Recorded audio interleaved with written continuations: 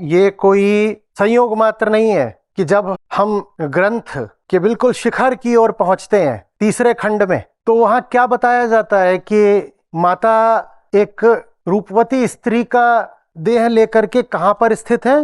हिमालय पर।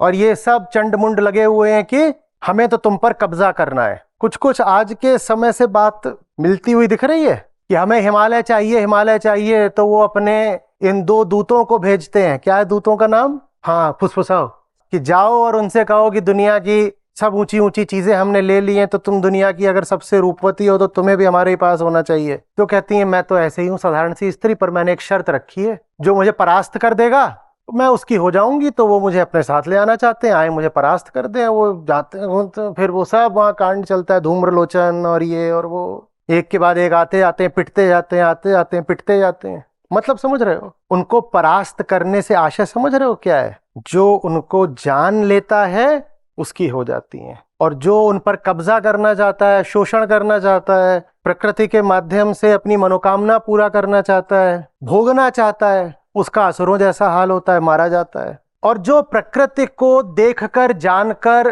कुछ सीख नहीं पा रहा, मंदिर मस्जिद वगैरह उसके काम नहीं आएंगे, क्योंकि सीखना तो आपको अंततः जीवन से ही है। मेरे पास भी आएंगे तो मैं आपको भेजता तो जीवन की ओर ही हूं ना। जाओ आत्मावलोकन करो, जाओ अपनी जिंदगी को देखो।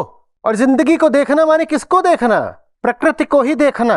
तो सिखाने वाली भी, परम शिक्षिका भी प्रकृति ही है, वो है माँ। बोधदायिनी भी, जैसे हमने कहा जन्मदायिनी, मृत्युदायिनी, मुक्तिदायिनी, वैसे ही बोधदायिनी भी प्रकृति ही है। लेकिन बोध कैसे होता है? प्रकृति को निष्पक्ष होकर के, निष्प्रह होकर के, निष्काम होकर के देख कर। सारी सीख वहां निहित है। सब देख लोगे अगर जीवन को देख लिया।